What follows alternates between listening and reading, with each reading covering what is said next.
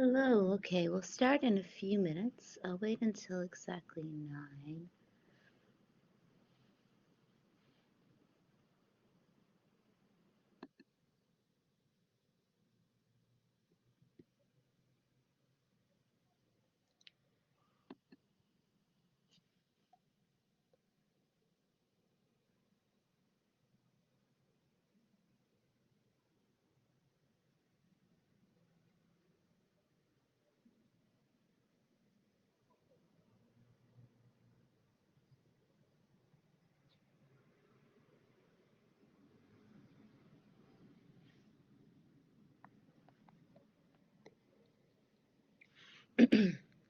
So the first test, I also use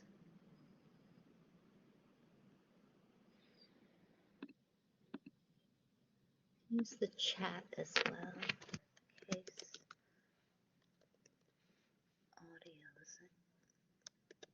The first test will be posted on Blackboard on January 23rd, so next week. The test will ask you to define 4 to 5. I think it is actually 5. Ask you to define 5 concepts. You will be given a choice.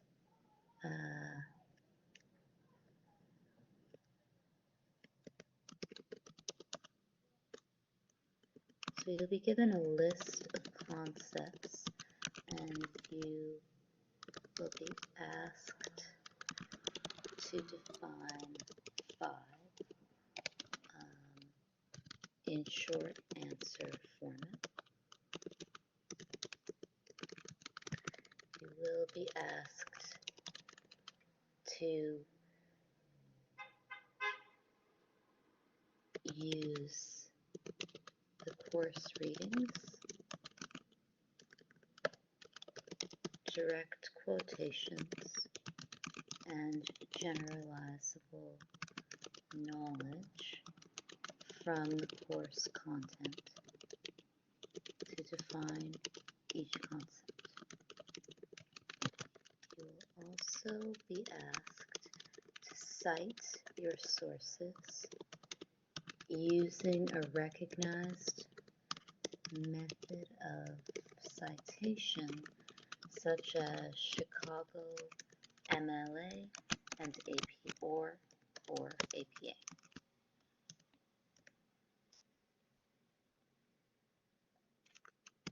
Each answer should be at least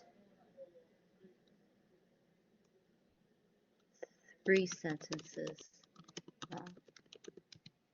There is no maximum for them.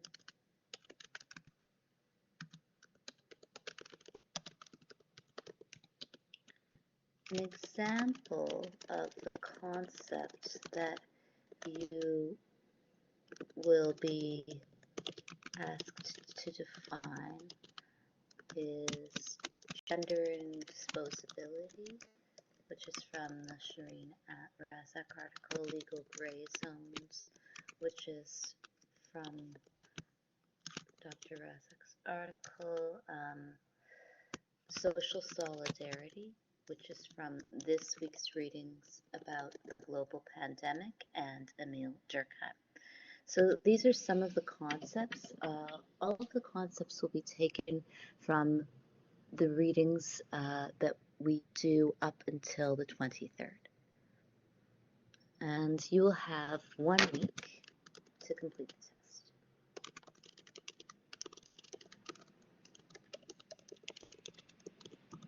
So it is essentially an open book test, and the answers will be posted on Blackboard. I will also send them to you in messages on the 23rd, and you will have until the following week, which is the 30th, to submit your answers. So So I hope that this is clear, and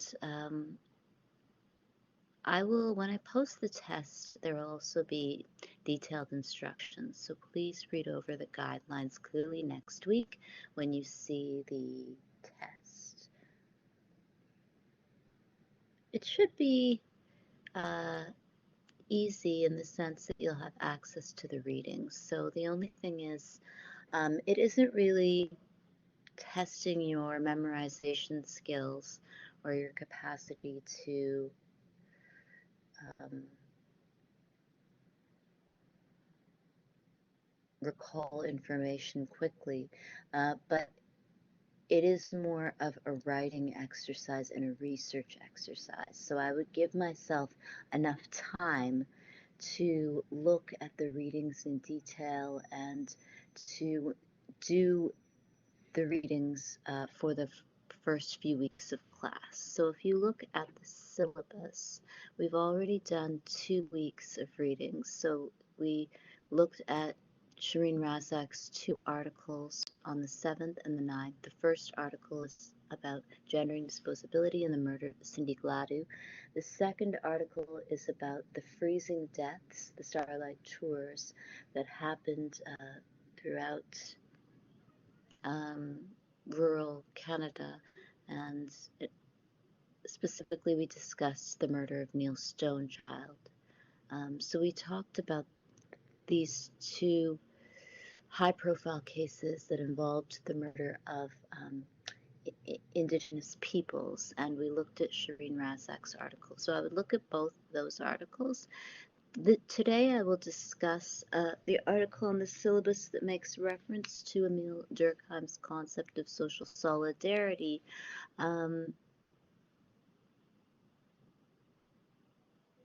in relation to the global pandemic. So the article this week discusses Emile Durkheim's writings and their relevance for societal phenomenon like the global pandemic.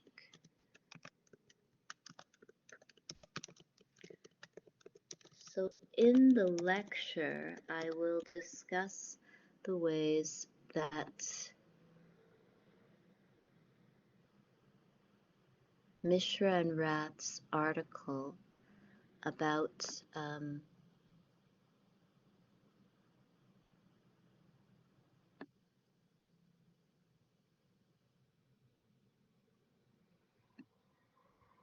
social distancing and social solidarity and inequalities that were exacerbated during the pandemic can also be used to consider the relationship between the precarity of life and high rates of death during the global pandemic and settler colonialism. So the arguments that Mishra and Rath make is that existing inequalities that exist in India because of the class structure and the caste system and because of British colonial rule were further exacerbated during this public health emergency.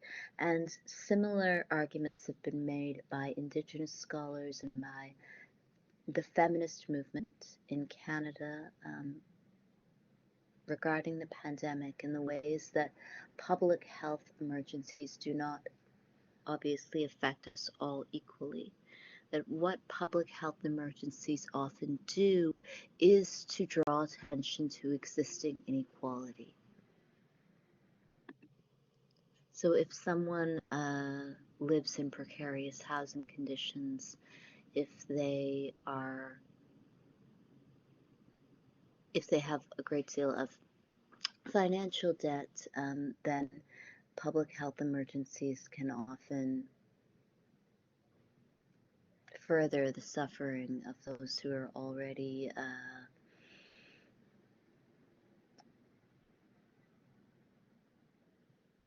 in high-risk situations or in situations that involve a certain amount of risk.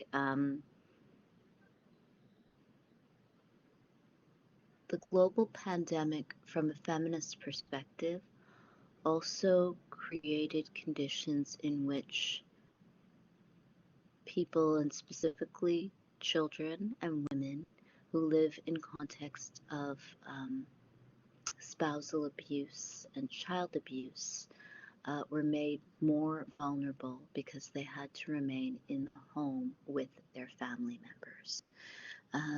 Unfortunately, like if you look at research from the feminist movement, many people will remain in high high risk relationships with parents or with spouses throughout the whole course of their lives. There may be times when someone could escape these conditions because they could travel or because they could go to university and live in a dorm room, but for psychological reasons and because of the ways that abuse often causes people to be poor over generations, many children and many women will consistently find themselves in housing situations and in domestic relationships that involve intimate partner violence and child abuse.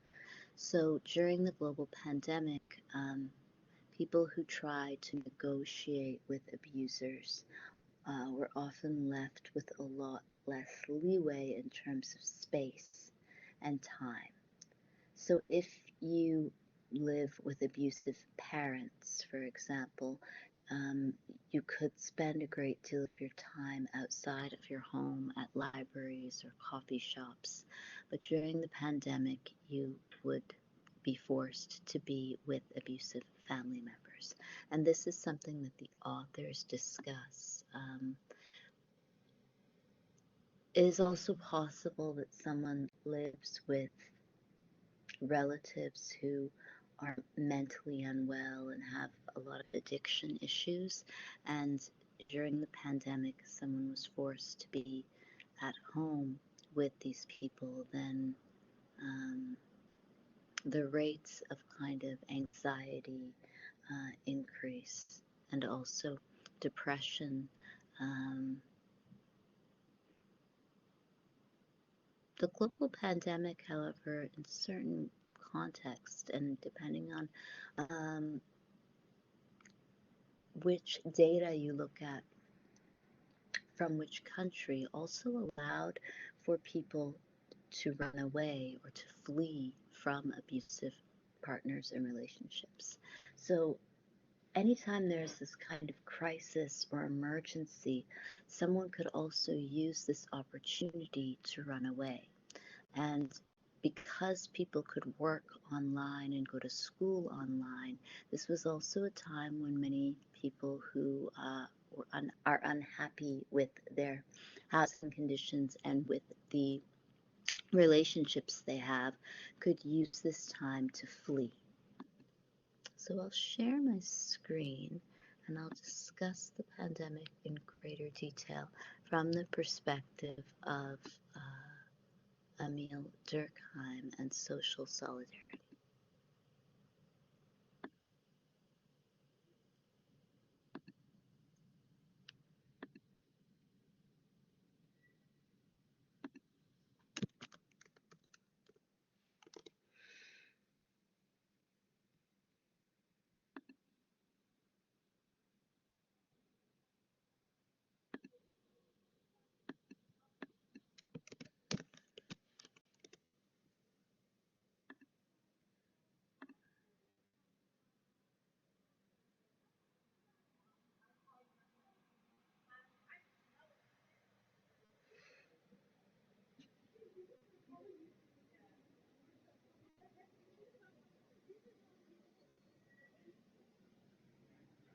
Emile Durkheim is a really well-cited sociologist. Durkheim's understanding of society and social antagonism and solidarity has been cited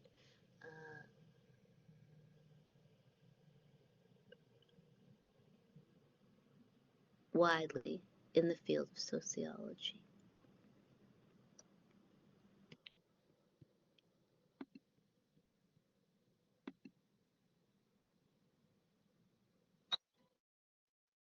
Let's see.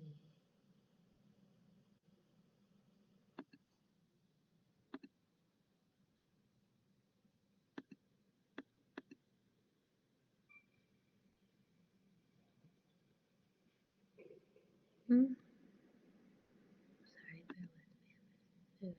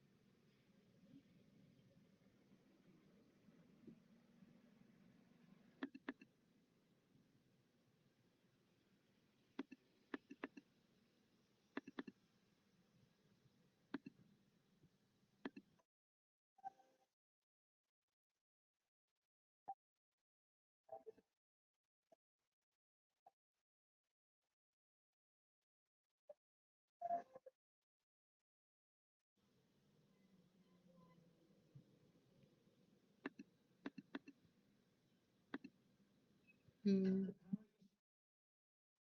Okay, for some reason it's still not working. I tried to fix this. When I share the files, you can watch the clip yourself. It's a very short clip just about Emile Durkheim. Um,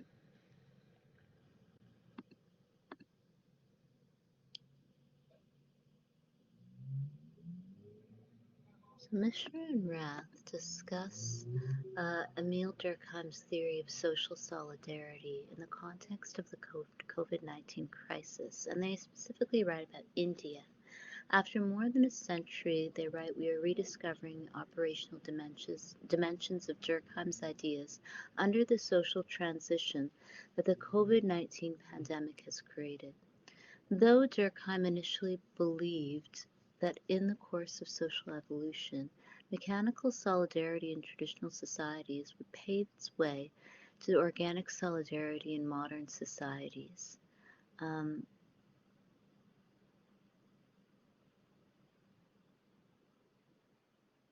but traces of mechanical solidarity is discernible in this pandemic phase.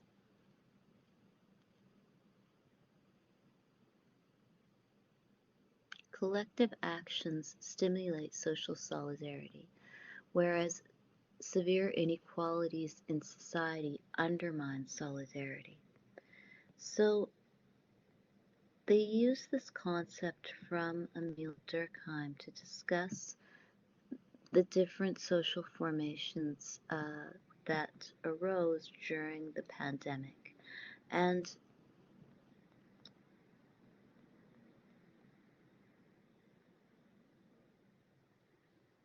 so Emile Durkheim argued that social solidarity is this cohesion that exists in society and creates stability and social order. And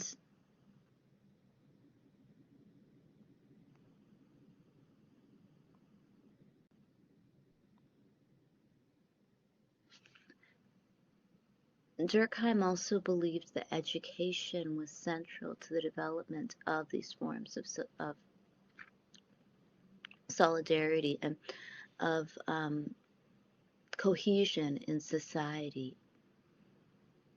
So for Durkheim, he discussed societies that were primarily farming societies. And Emile Durkheim argued that in these agrarian societies, one had to have a set of shared norms and values. This created solidarity, but it was what Emile Durkheim referred to as mechanical solidarity. So Mishra and Rath are writing about India, and India was once a primarily agrarian society, and a lot of Indian people lived in rural villages, and India has now experienced mass waves of urbanization. So many people live in cities, and in the next 10 years, it's predicted that the majority of people in India will live in cities. And so this will change what Emile Durkheim referred to as mechanical solidarity. So in context of mechanical solidarity, people see each other every day, um, and the kind of people we see every day, say on a farm, when we work on a farm, are the only people we see. There is very little contact with people from another place or another country or um, from a city. If you were to live in a small farming village, the only people you would see would be your family members and um, the other families who live in the village. So this changes over time, though, because of advanced capitalism. And in this context of mechanical solidarity, someone's family members are the most important people in their lives. The family provides all forms of socialization and all forms of education. This obviously changes with education, and uh, and it changes with advanced capitalist education. So Emile Durkheim then argued that in a more complex society that has moved away from feudal capitalism to advanced capitalism, that has gone from subsistence farming to selling labor and to selling exchanging commodities, we move towards our organic solidarity.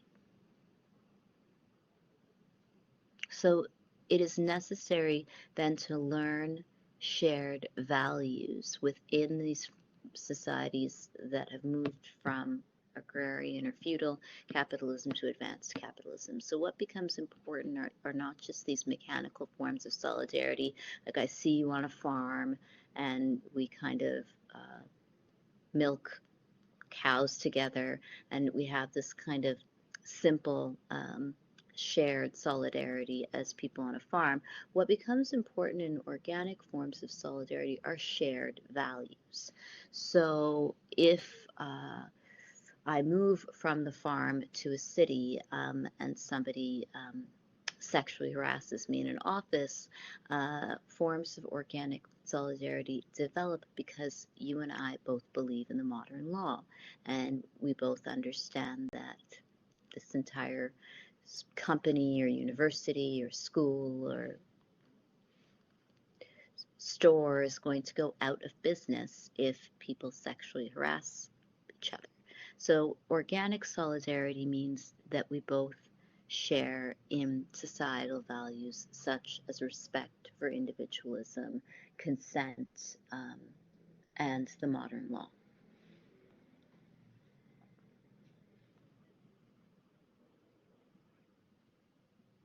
So education was important for Emile Durkheim because Durkheim argued that it is in the educational system, or it is through education or through modern education, that someone will be instilled with a sense of social solidarity.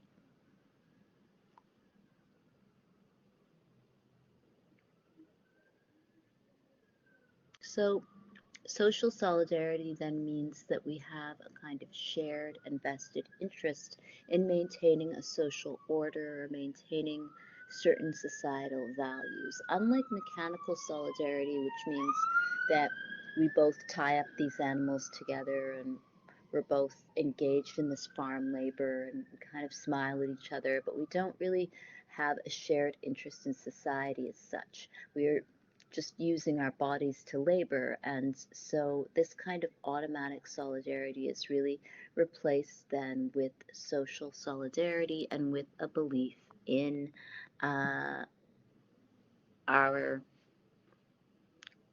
laws and our shared values.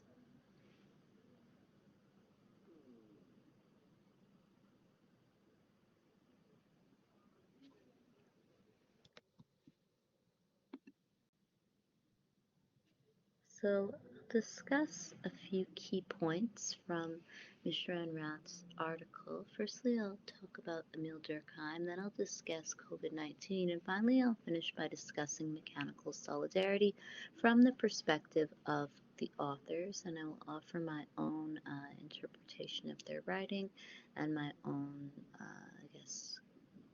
critique. So firstly, Emile Durkheim.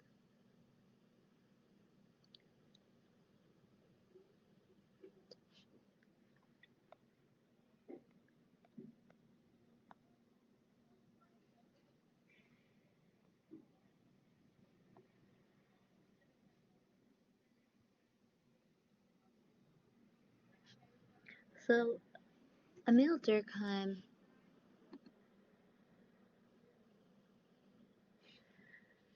engaged in this intellectual project throughout the whole course of his life to find out what holds people together in a society. And this culminated in this theory of social solidarity. Durkheim developed the dichotomy between mechanical and organic solidarity to decipher the shift in social bonds that glued people in societies together. Mechanical solidarity is present in traditional societies where there is likeness between individuals, and organic solidarity is seen in modern societies having people with differences and following different pursuits. So Durkheim is really interested then in looking at how societies also transition between agrarian rural societies to modern capitalist societies. And it is interesting to think about Durkheim's writing in the context of this class about indigenous issues in Canada. So how is it possible for one to have social solidarity in settler Canada? If one were to consider mechanical solidarity in regards to, say, feudal structures of living off land and being engaged in farm labor or the care of animals, there would be this form of mechanical solidarity. However, we have moved to a time in which we are selling our labor in settler Canada, and we are producing knowledge in the English language largely, and so we have to then move towards having forms of social solidarity. So collective conscience is what governs mechanical solidarity in traditional societies, argues Durkheim, while organic solidarity is the offshoot of divisions of labor and interdependence in modern society. The fundamental question that how there is a transformation of social solidarity and how its states and degree can be determined is described by Durkheim in his book Division of Labor in Society, published in 1893. So this sense of this sense of a mechanical solidarity that agrarian laborers engage in is also about an informal economy that does not have formal labor contracts. So if we are both on a farm and we are engaged in farm labor, there is a sense of informality. I will do certain tasks and you will do other tasks, and we could verbally discuss this, but I might wake up hours before you, and so I will just start to labor. And this is not the same as having a formal labor contract where we are told what hours we work and how much we are going to be paid. This kind of social solidarity is also then about contractual labor as opposed to the informal economy. It is interesting then to think about this sense of formality in relation to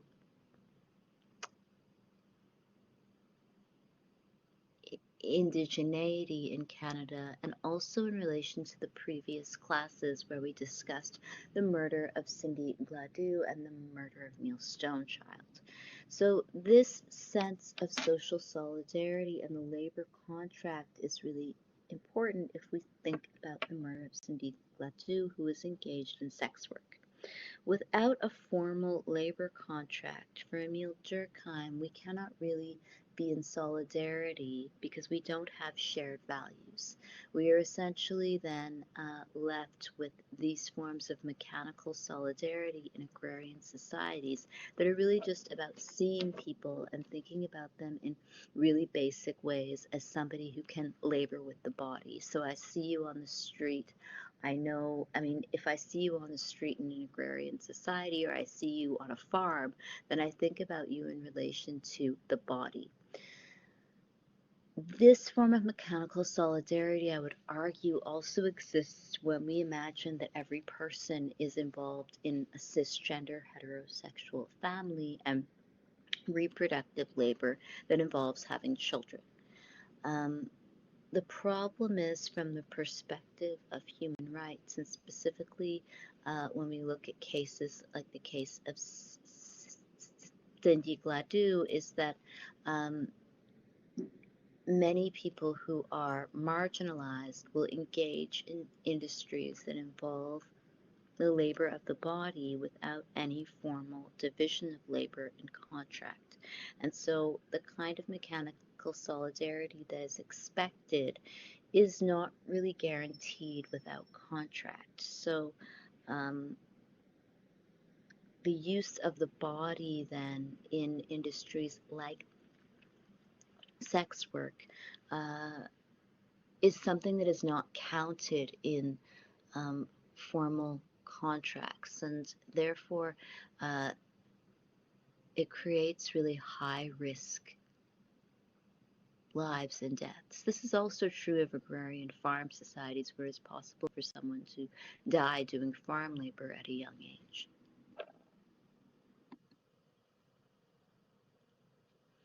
So common values and norms are essential to organic and social solidarity. So Emile Durkheim asserted that solidarity increases during the course of social evolution while moving from mechanical to organic solidarity. In his view, organic solidarity is stronger than mechanical solidarity in modern societies. The importance of mechanical solidarity gets reduced as we move from simple to complex society, but that does not get eliminated as a unifying principle. So one could argue, drawing on Emile Durkheim, is that without the move from simple to complex society, women, quote unquote, women as a group of imagined cisgender heterosexual people will always be reduced to their biological function.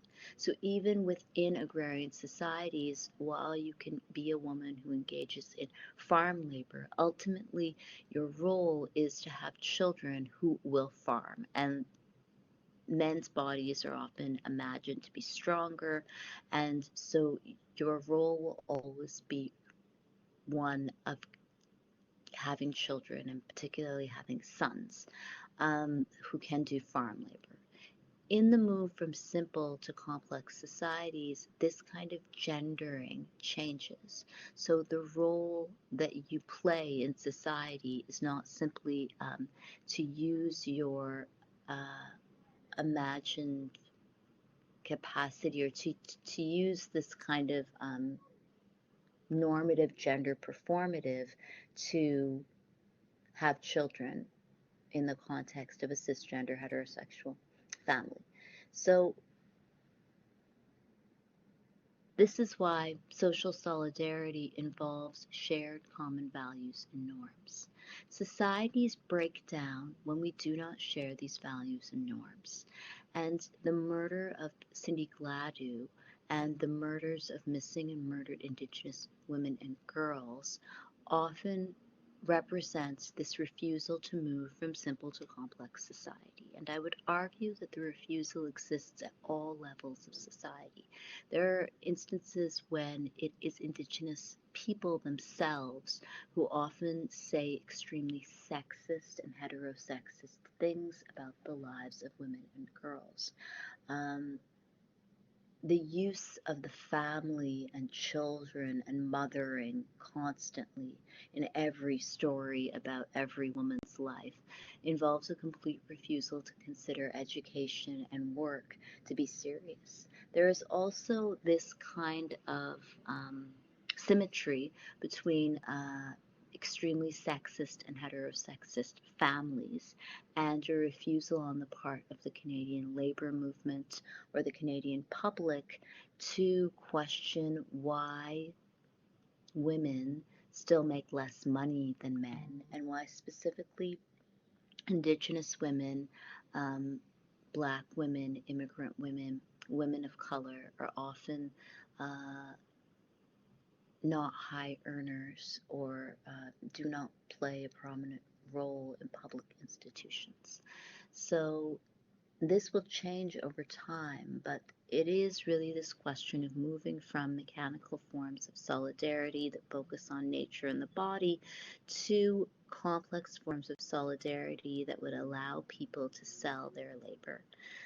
The hostility to the modern capitalist world creates precarity in people's lives. At the same time, one can ask whether it is possible to engage in mechanical forms of solidarity throughout the course of one's life and to not end up in high risk situations. Feudal farming in India is still practiced, however, farmers are often among the poorest and most precarious people, and high rates of suicide among farmers throughout the world is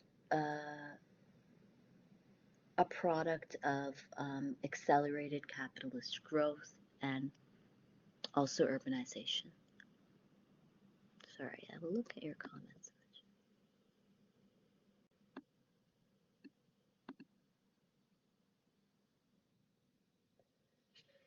Yes, I think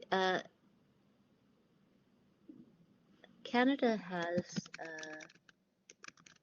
parental leave laws. So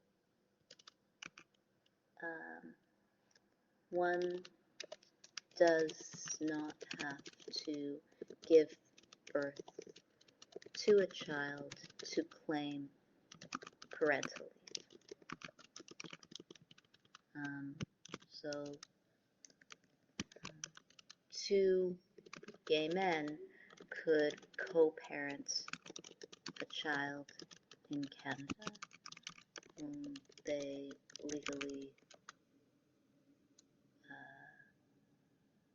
can parent.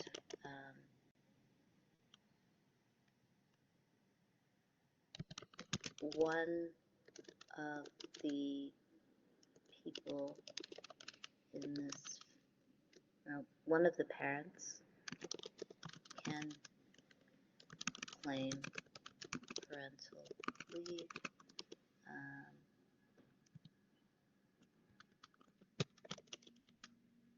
They can also claim different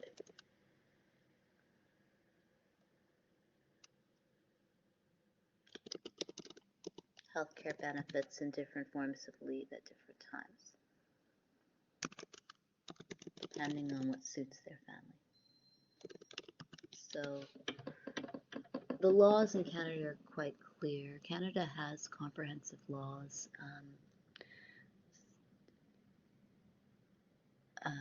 that allow gay and lesbian and transgender people to marry. Bill C-16, no. Yeah, not all women would take paternal or take parental leave.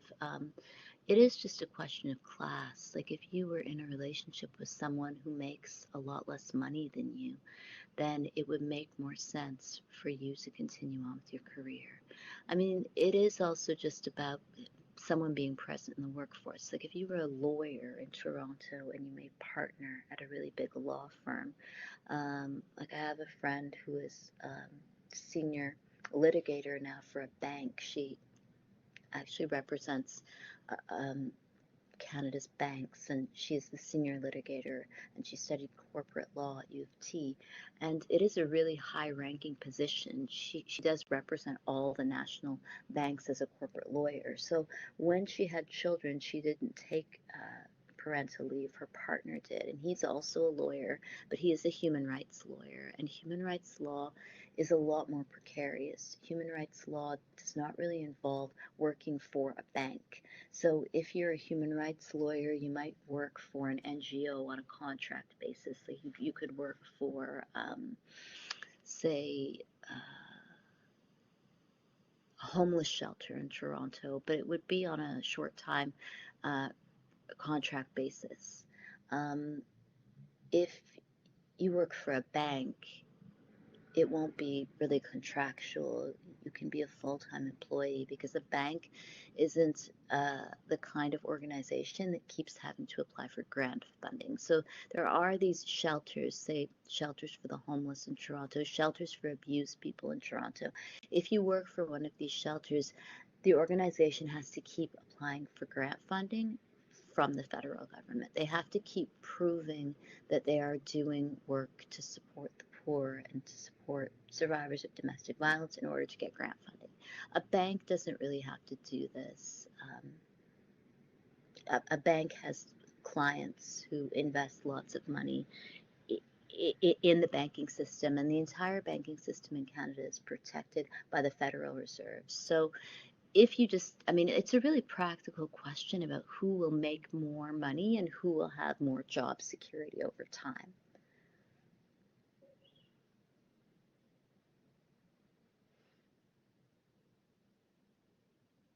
Yeah, it is. I mean, point with this kind of social solidarity is that these values about fairness are things that Canadians often understand. Like, it is just practicality.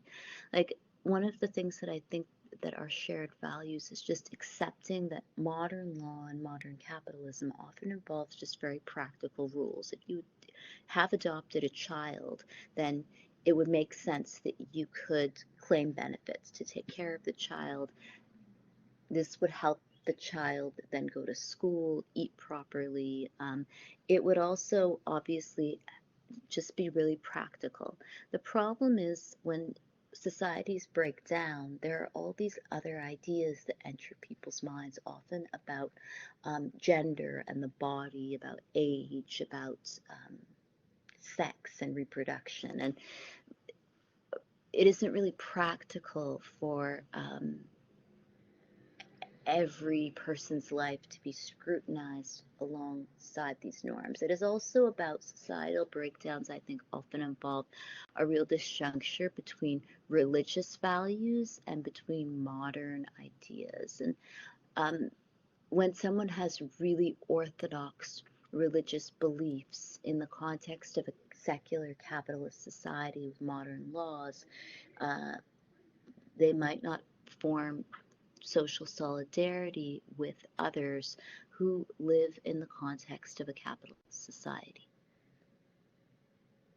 Yes, I think a lot of the stigma about gender is perhaps rooted in religious ideology. So, religious ideology is often really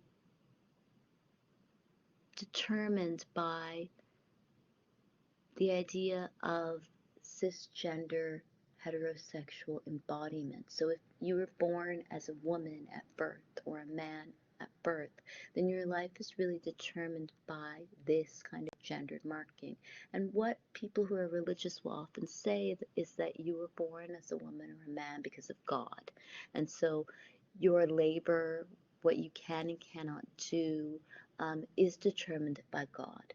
And there are lots of different interpretations of religion. There are people who are religious who um, have different interpretations of gender identity, of sex and sexuality, of um, religion itself. But this kind of um, anxiety about gender and who can and cannot work and who can and can make money and who can take care of children, I think is really about a certain interpretation of religion and the centrality of the gendered body in someone's interpretation of religion is perhaps a choice, that people choose to use religion to interpret nature in certain ways. Canada also has obviously a healthcare system that is something that is really central to our national identity. If people have grown up in Canada, they've all grown up with Health Canada. So questions about what one can and cannot do or should not do with their body in terms of labor and reproduction could be answered by Health Canada. And Health Canada obviously supports or upholds laws regarding transgender rights and gay and lesbian rights. So Emile Durkheim rejected the notion that collective morality will necessarily wane in modern society. To him, common consciousness or collective consciousness, which Durkheim uses interchangeably, cannot be absent even in the most advanced society. Emile Durkheim's cult of man is his only expression of mechanical solidarity found in modern society. It denotes the idea that traces of common consciousness in modern societies are based on the concurrence of minds. Emile Durkheim mentions, doubtless all trace of common consciousness does not vanish because of this. At the very least, there will always subsist that cult of the person and individual dignity about which we have just spoken, which today is already the unique rallying point for so many minds.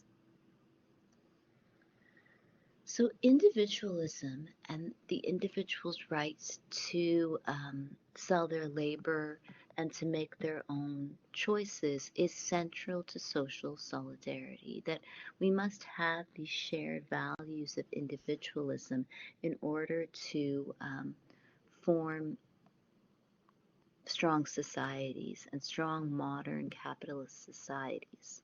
So if we do not believe in individualism, then we will constantly be trying to force people to participate in communal collectives, or trying to force people to use their capital not to support themselves but to support others.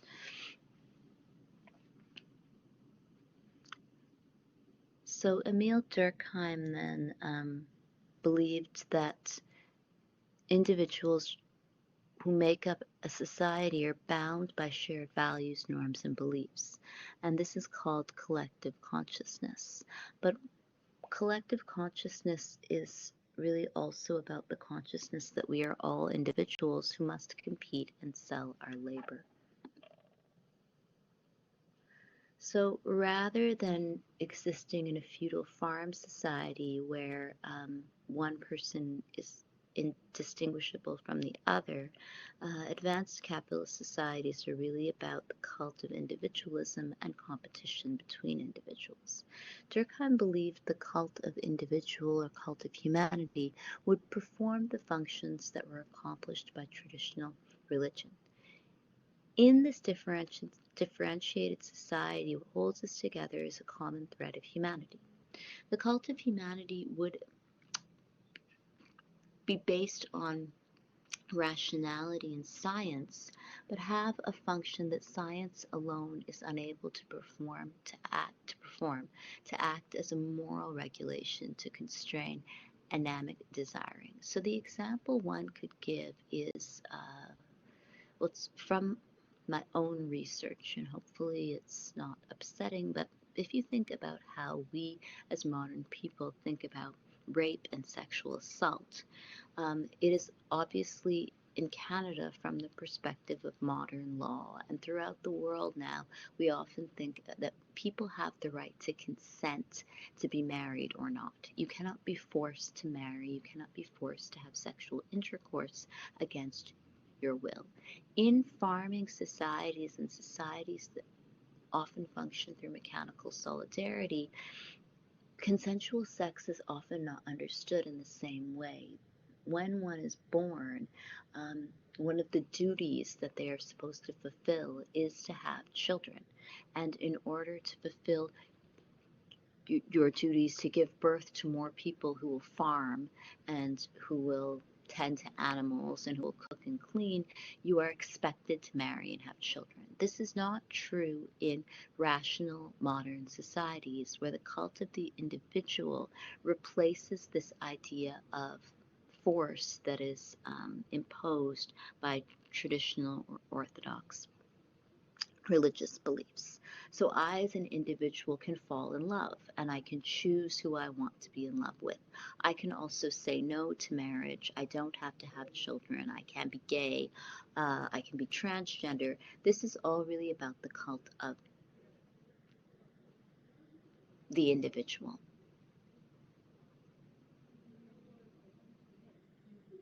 So Emile Durkheim then is also interested in the cult of humanity and the relationship between science and rationality as opposed to moral ideas of ethics. So the fact that I could have sex or could give birth to children does not mean that I can be forced to do so.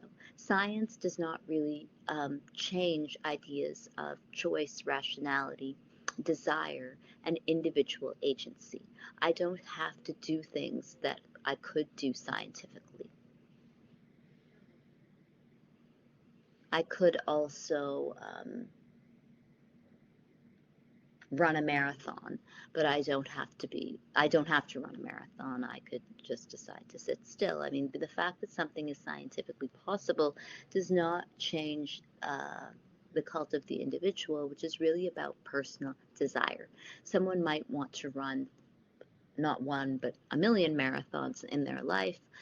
Someone might want to give birth to many children, but these are really questions of of the cult of the individual and our personal desire and agency.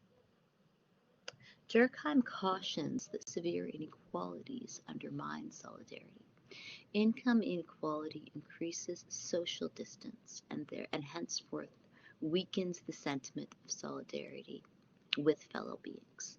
So if in unequal societies, this kind of social solidarity between individuals who are all desiring subjects and can all sell their labor equally is really called into question. So if I can only survive because of my parents, and then my parents want me to marry, and then I can only survive because of, say, my husband and his money, then do I have the right to say no to marriage and childbirth?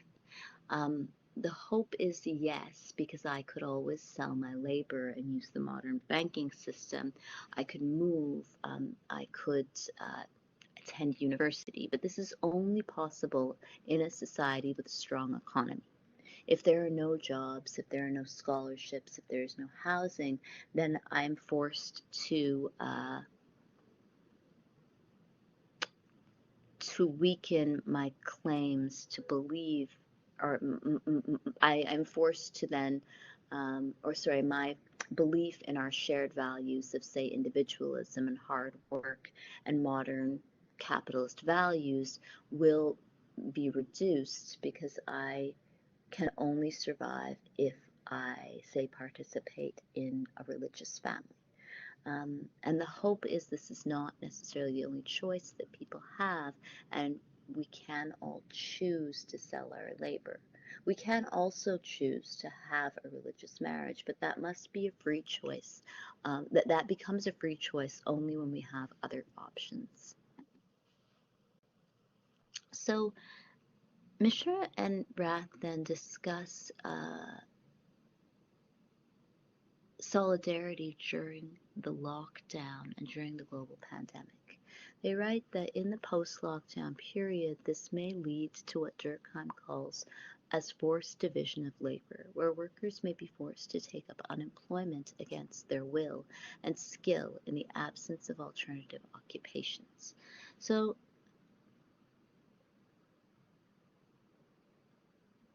this forced division of labor and the breakdown of social solidarity and of society itself as a set of relationships that can only function because of shared values and beliefs was present during the pandemic. So if societies only function, really, modern societies, because we have shared values and beliefs, then what happens when our beliefs are called into question because of severe inequality?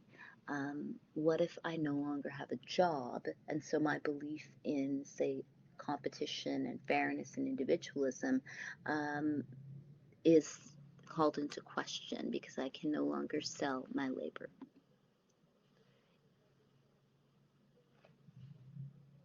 So, forced division of labor then is when workers are forced to take up employment and they cannot choose to sell their labor in lots of different industries or many different ways. And during the pandemic, there were only certain ways that one could sell their labor. Entire industries were closed.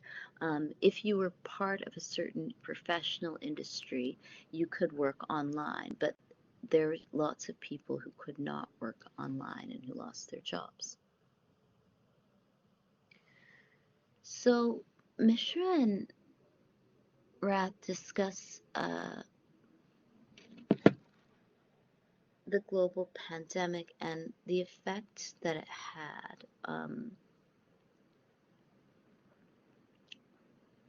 on people in India.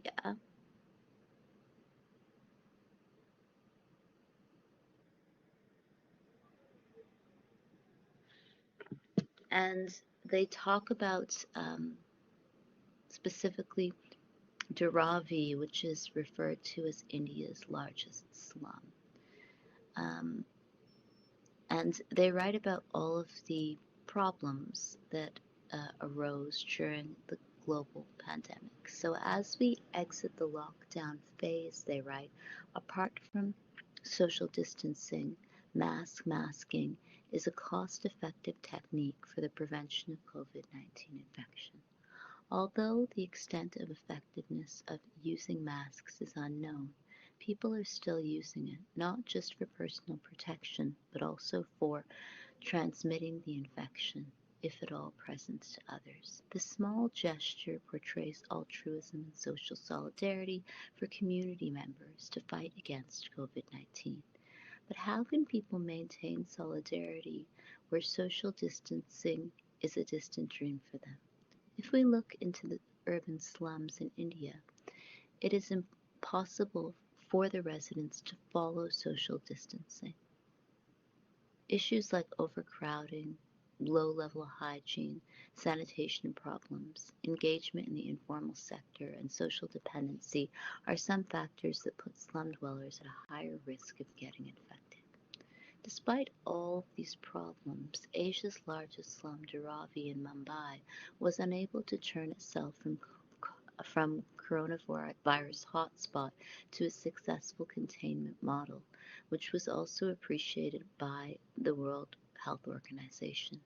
Along with proactive contact tracing, screen testing, engagement of private doctors and social workers, a strong focus on community engagement was also a key component of the containment model. The local community leaders were appointed as COVID Yodas to address this concern. So what the authors talk about is how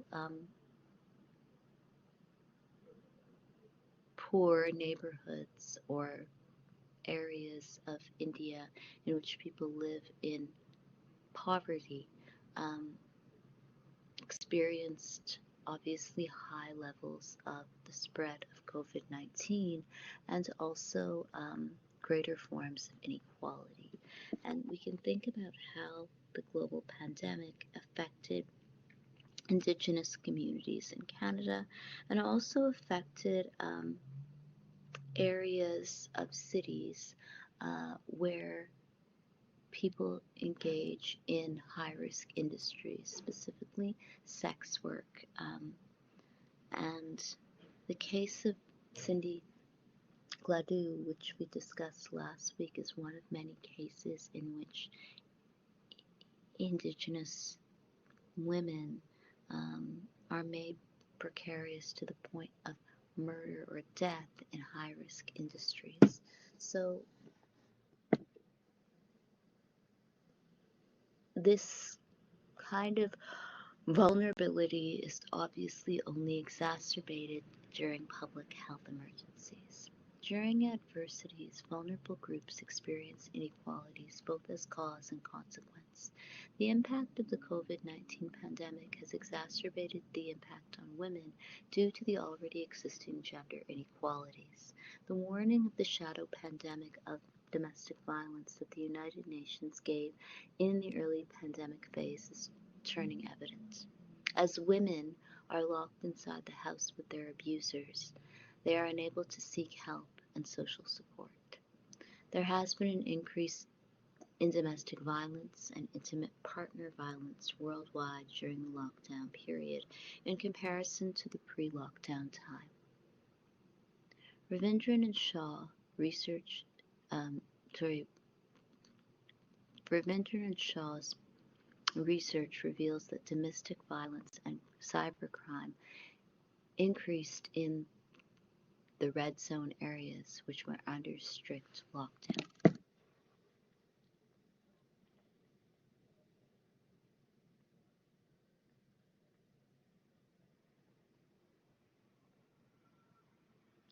So we can return to Shireen Razak's writings regarding gender and disposability. So Professor Razak argues that gender, race, class, and colonialism create gendered forms of disposability, and that this kind of gendered disposability is used to both justify and produce legal gray zones. So the global pandemic was an example of the production of legal gray zones.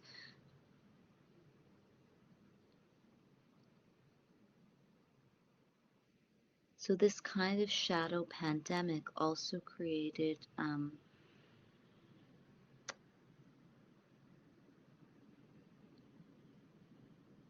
heightened forms of vulnerability and increased forms of violence against women. However, the fact that people were quarantined to their homes and a lot of social services were no longer in place, and there was a lot of there were a lot of problems with shelters, for example, in offering people services. There was obviously a mass. There were many people who obviously quit their jobs immediately because they did not want to be exposed to the virus. So this created the same kind of patterns of disposability and all of these questions regarding the law and legal rights. So there were reports throughout the entire pandemic of a rise in violence against Indigenous women and girls as COVID-19 restrictions kept families in their home. And there were concerns that the pandemic would delay the delivery of national action plans regarding missing and murdered Indigenous women and girls. So the Native Women's Association of Canada conducted a series of nationwide grassroots consultations with their local member offices and with Indigenous women to determine how COVID-19 has been affecting Indigenous peoples throughout Canada. The primary results revealed a concerning spike or a concerning rise in numbers of Indigenous women who say that they faced more violent incidents since the pandemic began, often by an intimate partner. So 1 in 5 women who were surveyed said that they had experienced more physical and psychological violence over the course of the first 3 months of the pandemic. And unfortunately, familial relationships, including relationships with parents, with the elderly, extended family members, can involve violence or can involve abuse. And it's possible, as I've mentioned, for someone to kind of remain in housing situations or in neighborhoods where they must constantly be exposed to abusive parents or extended family members or partners or children whom they have really volatile relationships with throughout the course of their lives, but people often cannot move, and it is specifically that women and girls often cannot or do not move throughout the course of their lives.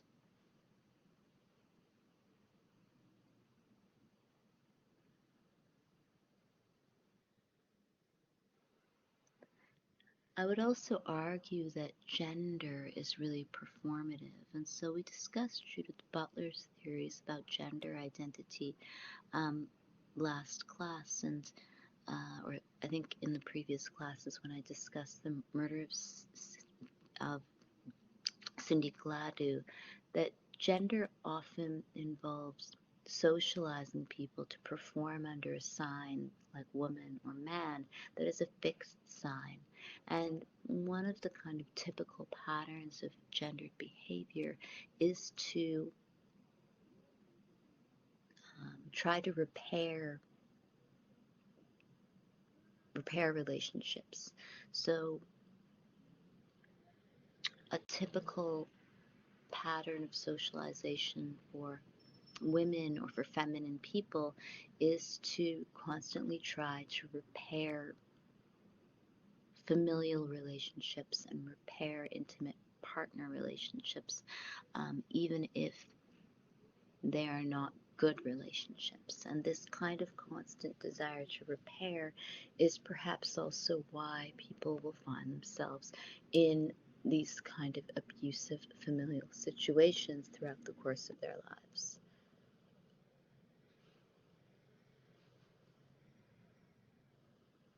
So Mishra and Rath discuss that collective consciousness was necessary during the pandemic.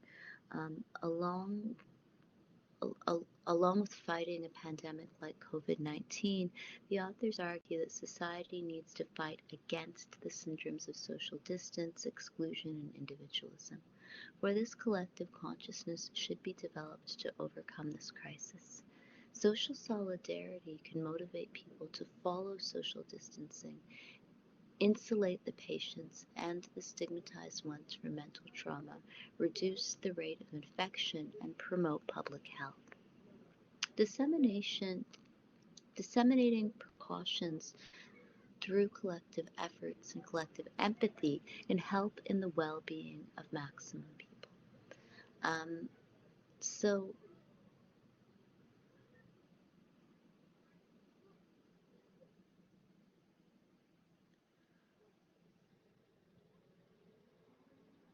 social solidarity then is this powerful response to absorb shock, and what the authors argue is that returning to shared values of, say, equality or fairness or legal rights of individualism and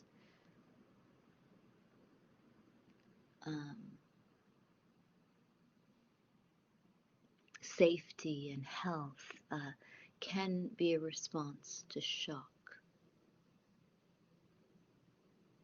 So throughout the article, they argue that social distancing can only exist alongside social solidarity in order for society to really function. So finally, the article finishes with a discussion about mechanical solidarity, which is this originary form of solidarity that Emile Durkheim argues existed in agrarian societies. So, what Mishra and Rath are interested in considering is, or asking, is whether or not mechanical solidarity, the kind of immediate bodily solidarity, the simple kind of humanity that existed in agrarian societies, is still with us in modern capitalist society. So the authors write, very few scholars like Chinmayee have theoretically argued the existence of mechanical solidarity in modern society. We also support this view, and contrary to the existing compartmentalization of the types of solidarity in traditional and modern societies. The novelty of our article, they write, is that we have tried to back this view with empirical shreds of evidence witnessed during the COVID-19 pandemic. The extraordinary circumstances under the pandemic reveal the presence of mechanical solidarity in modern societies in the time of this humanitarian crisis. So what they argue is that during times of crisis like public health emergencies, we often still return to this mechanical form of solidarity where we can understand each other as humans who require some form of care and need to actually be in solidarity with each other in very basic ways that don't involve verbal communication or capitalist competition. So the idea of wearing a mask or of trying to be mindful of not touching others or of the use of the mask itself could be said to be a form of mechanical solidarity, where we automatically are aware of our bodies as existing in tandem in society, and the actual physical body becomes important. The following points explain the distinguishing features of both solidarities, i.e., mechanical and organic solidarity. We have focused on the appearance of the features of mechanical solidarity in the COVID-19 lockdown period, excluding exceptional situations. So, illness and sickness and health is an example is kind of something that perhaps leads us back to the body itself. And so while social solidarity is really about shared values and beliefs, mechanical solidarity is about the human body. And so Mishra and Rath want to argue that when public health emergencies arise, that it is not money and shared beliefs in individualism that really unites us. It is our understanding of the human body as being about life itself. Mechanical solidarity, they write, is present in traditional societies where there is likeness between individuals, and organic solidarity is seen in modern societies having people with differences and following different pursuits. Collective conscience governs mechanical solidarity in traditional societies, where organic solidarity is the offshoot of division of labor and interdependence in modern society.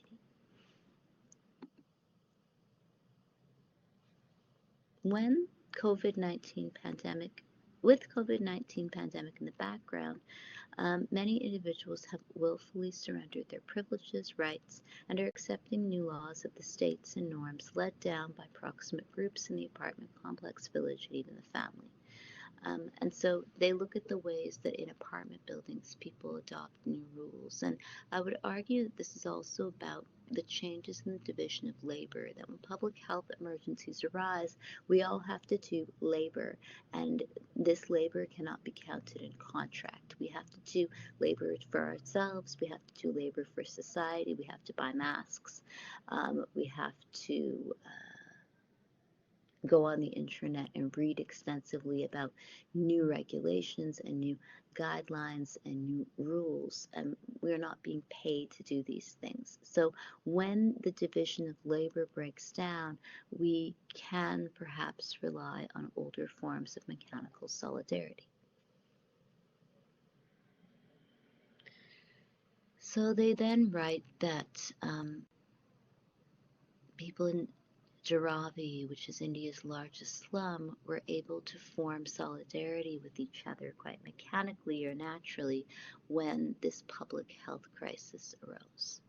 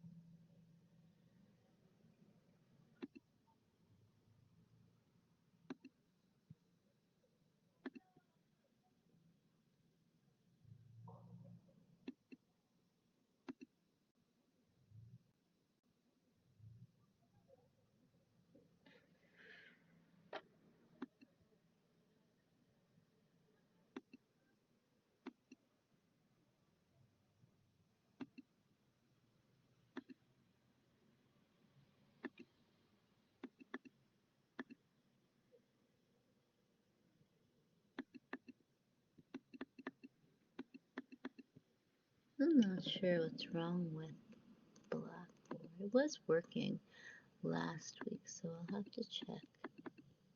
Contact IT services. There is a clip about Dharavi, which is India's largest slum, and the pandemic, and you can watch that. But actually, in the interest of time, also I'll move ahead. So the point then that the authors really make in the article is that the pandemic allows us to think about um, older forms of solidarity beyond those of just capital alone. And if we were to think about it in relation to the rights of Indigenous people, I think the global pandemic makes us or allows us to consider the centrality of kind of universal ideas of safety and health, but also about the importance of bodily care rather than just capital. And this is something that the feminist movement has argued for many, many decades. So during the second wave of the feminist movement in North America, there were a whole series of books that were written by North American feminists about domestic violence, about child abuse, including child sexual abuse, about rape and sexual harassment, and also just about the family as a place of violence. When the global pandemic occurred, it became obvious to many people who advocate for the rights of women, and specifically the most vulnerable women, like transgender women, Indigenous women, um, women of color, migrant women, um, women with disabilities, it became really clear that the family is not really a safe space for all. There was a significant increase in reports of intimate partner violence and attempts to also kill women and kill girls during the pandemic. So this kind of mechanical solidarity then is really problematic if it is gendered. So when we use gender as a way of forming some kind of shared unity or affinity with people, we ultimately gender them and force them to play a certain role in order for us to then see ourselves in relation to this character that we've created. Social solidarity then does not involve this kind of casting of characters in gendered terms, but it involves shared values and beliefs, including the belief in our laws and the Charter of Rights and Freedoms, which prevents people from being discriminated against because of gender. So I will finish with this quote by Karl Marx.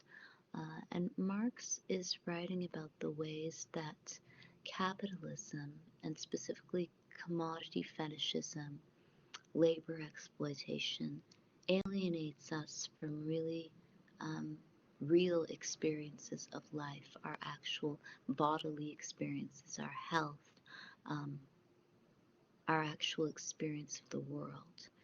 So Marx was interested in how commodity fetishism mystifies our everyday experiences by allowing us to get more attached to objects than actual people. And commodity fetishism also allows us to be exploited as laborers, but be so interested in luxury commodities that we are willing to be exploited. So Marx writes, all that is solid melts into air. All that is holy is profaned, and man is at last compelled to face with sober senses his real conditions of life and his relations with his kind. So I would argue that the pandemic was this moment where we really had to consider our actual material bodies, our health, money, and the relationships that we have. So I guess for the last few minutes, I'm interested in what you think about the pandemic. Do you feel as though the crisis was effectively handled by national and local leaders?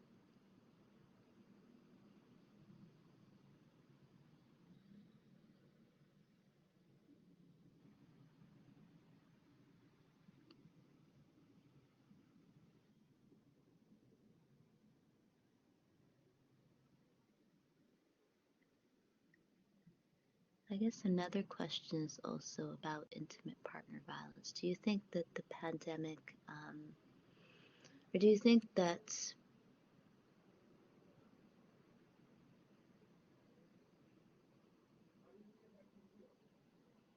yeah, I guess the family, I think, is one of the things that is central to this author's articles. Like, a lot of the article looks at the disjuncture between our ideas of the family as a safe space and the reality that people might be abused by their family more than they would be by strangers. So the pandemic also then created this context in which specifically Indigenous women and girls reported higher rates of violence by their family members. Um, did the pandemic make you consider your relationships in different ways? Do you feel that you learned things about the kind of relationships you have?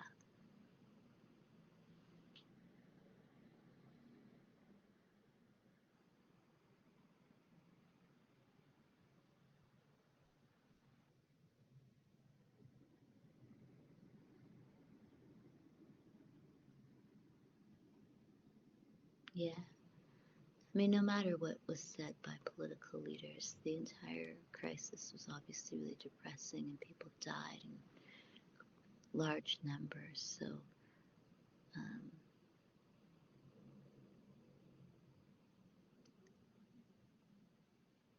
there's no way that it could have become a good situation. Yeah.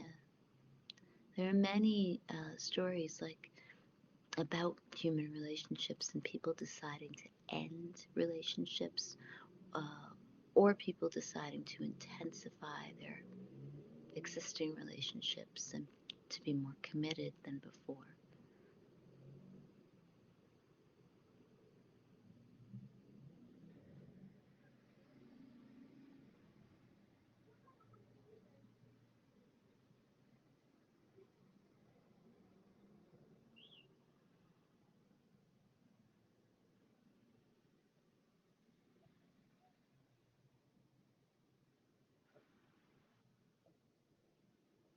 Okay, so I'm going to finish the class there because I teach another class right after this about sociology. I teach an intro to sociology class as well, also at Red Deer Polytechnic. So please feel free to email me with any questions, or if you'd like to set up a private meeting to discuss graduate school or any of the readings or tests, please let me know. Thank you very much for your participation. I really appreciate all of your comments. I think your ideas are very interesting, and